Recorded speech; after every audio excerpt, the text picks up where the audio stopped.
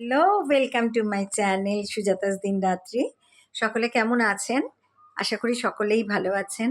আমিও ভালো আছি। আজকে খুব একটা ভালো মানে খুবই ভালো দিন বলছে এবছরের জন্যে এই অমাবস্যাটা যেটা আজকে লেগে গেছে সকালবেলা। আর আপনার আগামীকাল সন্ধে ৬টা কত মিনিটে ছেড়ে যাবে। বলছে সবাই যে আজকের আম এই অমাবস্যাটা নাকি ভীষণ ভালো অমাবস্যা, মৌনী অমাবস্যা বলছে। আমি একজনের ভিডিও খুব ফলো করি। মানে তার মানে তিনি বারবার বলছেন যে অমাবস্যা তিথিতে মা কালীকে যদি মন থেকে আরাধনা করা যায়, ওনার বীজ মন্ত্র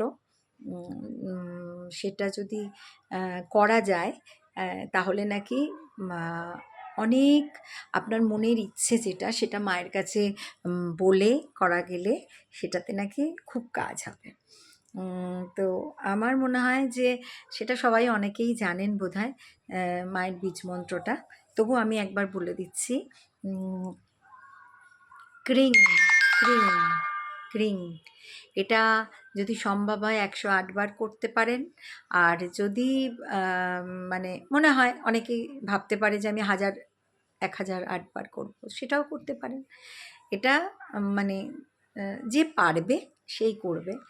আর এটা কিন্তু আমি মানে নিজে থেকে বলছি না, আমি একজনের ভিডিও খুব ফলো করি, তিনি বলেছেন। তো আমার মনে হলো যে আমার ইউটিউবে আমার যারা ফ্রেন্ড আছেন, আমার যদি কিছু ভালো হয় আমি নিশ্চয়ই চাইবো তাদেরও ভালো হোক। তাই আমি এই ভিডিওটা শেয়ার করছি।